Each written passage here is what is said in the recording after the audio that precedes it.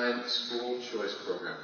Fellow Realtors, please join me in a warm Realtor welcome for the next U.S. Senator from Wisconsin, Tommy G. Thompson.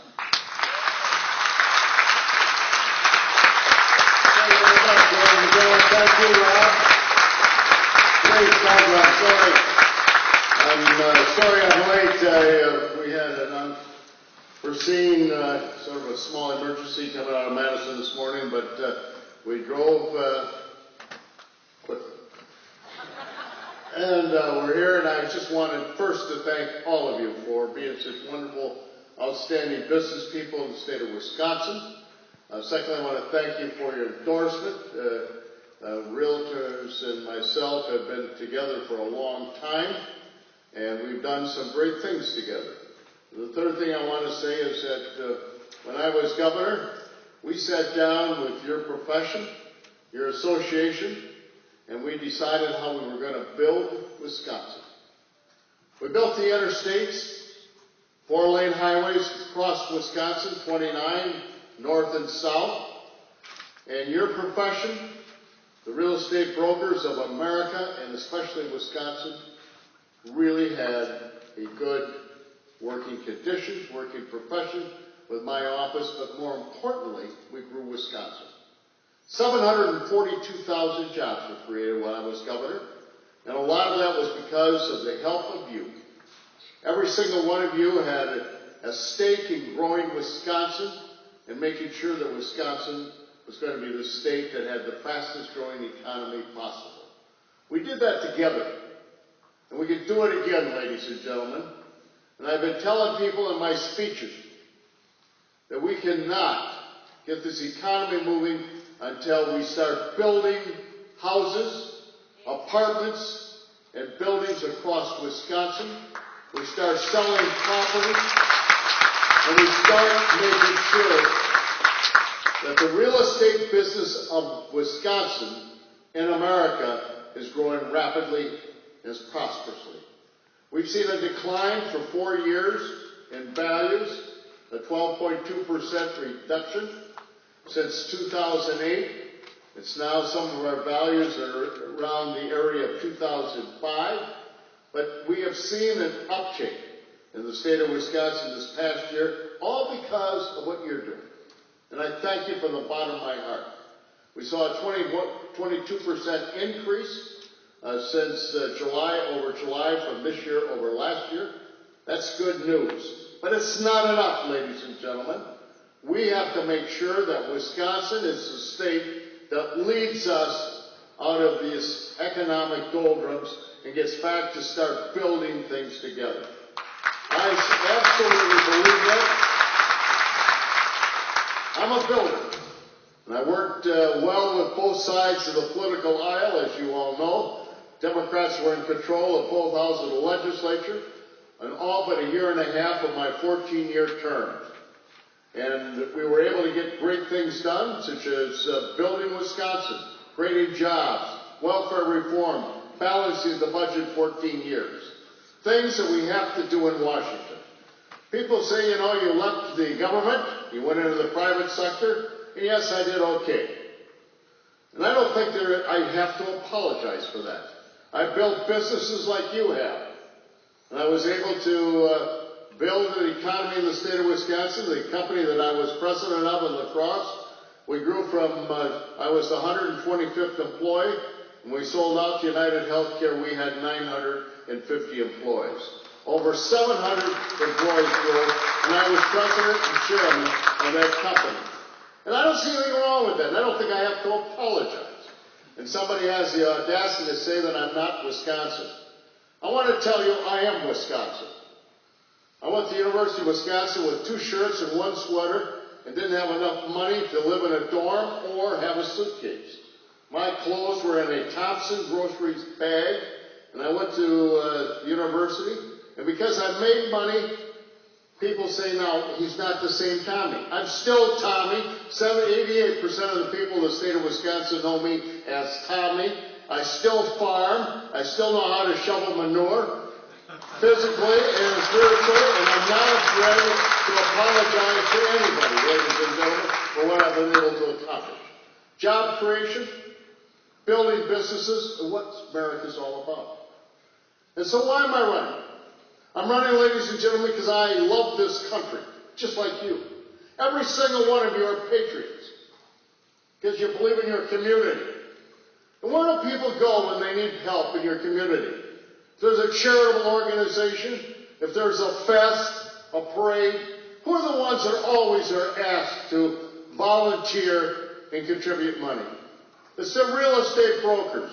It's you individuals in this room. And you always stand up because you know what you have to do to build your community. And so I decided to run because I'm afraid of the direction of our country. We've gone, ladies and gentlemen, from $10 trillion to $16 trillion in debt in the last 4 years. That scares me. That's more debt, ladies and gentlemen, than was accumulated from George Washington until George H.W. Bush. That bothers me. When you go above your gross national product, which is $15 trillion, and we're at $16 trillion, you are placed on a credit watch. Standard & Poor has already downgraded our credit by 1 level, and that bothers me. Did any of us in this room ever think that the United States of America's credit could ever be questioned? I didn't. And we are. And that scares me. And then, ladies and gentlemen, I took a look and found out that out of every dollar we spend at the federal level, 38 cents going to 40 is borrowed from the Chinese and Russians. Now, I don't have anything against the Chinese and Russians, but I don't like the fact that they own so much of our debt. That scares me, and it bothers me. Because they could bankrupt the United States just by dumping all the debt load. They would hurt themselves economically, that's why they haven't done it. But it doesn't give me any great security knowing, and shouldn't you, to know that they own that so much of America. Almost 40% of our debt. And then I take a look at the fact that they haven't passed the budget in 3 years and 4 months. Now, every single one of you, ladies and gentlemen, have a budget. You do it every year. You have to determine how your commissions are going, how you chart your sales, what your income is, what your expenditures are. You do that as business people. I had to do it as governor of the state of Wisconsin. I had to do it when I was running businesses in the last 7 years. You have to do that to know where you're going. You just can't be spending and hoping there's enough money coming in. And that's what the federal government does. And that scares me. But what really got me is the fact that I have 3 children and 8 grandchildren. And I looked at my children and grandchildren, and haven't we as Americans always promised that we're going to give our future generations a country that's stronger, freer, fairer, safer, with more options than what we have? We can no longer say that. And that bothers me.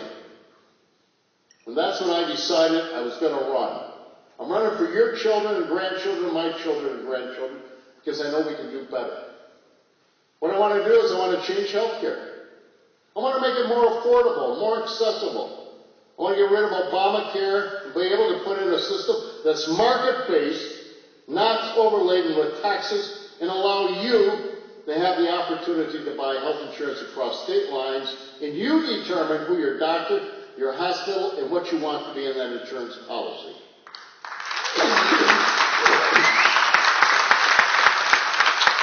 And if you're ugly going in the hospital, more than likely you're going to be ugly coming out. And you shouldn't be able to sue the hospital and doctor because you're not beautiful, right? You're going to change the litigation system.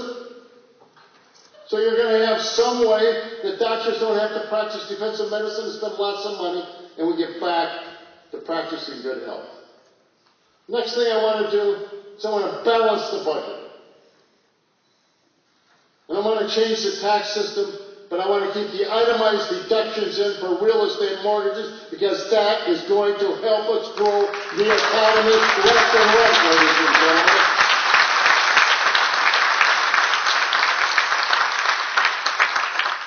and energy.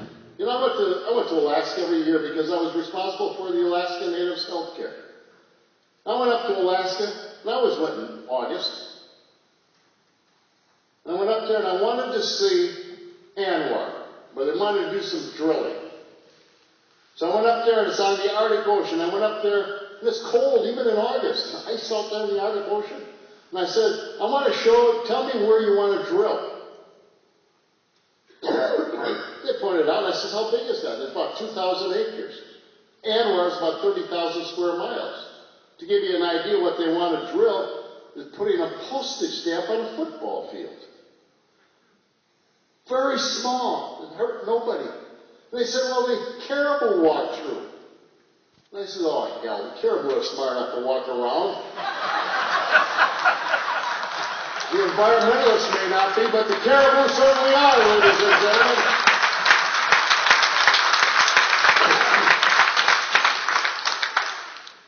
And building the Keystone Pipeline down from Alaska. I don't know if anybody's been up to Alberta. There's more tar sands oil in Alberta than there is or needed in America for the next 25 years. Build that pipeline down. And they said, well, the environmentalists don't want to put more pipe in the ground. Have you ever looked at a city or a farm, how much pipe is in the ground? And it would create 100,000 jobs and make us energy independent. Natural gas. You have more natural gas than Saudi Arabia has oil. And I don't know about you, but I've lived my whole life in Elroy, Wisconsin. And I've never seen a sheik from Saudi Arabia come over to Elroy and say, thank you for spending money in Saudi Arabia.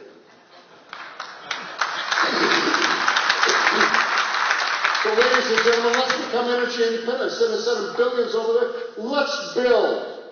Let's build America. Let's build highways and bridges and schools and libraries and hospitals. And you know something what will happen? People will have jobs. You know what happens when people have jobs? They buy houses. And when they buy houses, they list houses.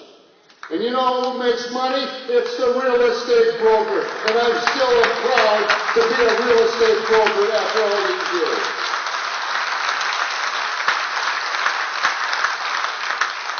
So ladies and gentlemen, I'm here because I want to be here. And I want your support. You know, our country's going in the wrong direction. And we can change it. And we have to. We're Americans. And it's having 23 million people unemployed and having individuals, our housing inventory increasing, our values declining. It's not the way to go. And so, ladies and gentlemen, just like you helped me the first time when I ran for government, you didn't know if I could do the job or not. But you got behind me because you wanted a new direction for the state of Wisconsin. You were afraid of the direction we were going in Wisconsin was not helpful to your profession, was not helpful to the state of Wisconsin, was not helpful to your children, and most importantly, was not creating jobs. We changed all of that. And if we could do it in Wisconsin when I was governor, I know we can do it in the United States of America. So ladies and gentlemen, I need your help. And as my Irish mother always said, may the road always rise to meet you. May the wind be always at your back. And may the sun shine warm upon your forehead and the rains fall soft upon your fields. And until we meet again, may God hold you in the palm of his hand. God love you, God love your profession, God love Wisconsin, and God love the United States of America. Thank you very much.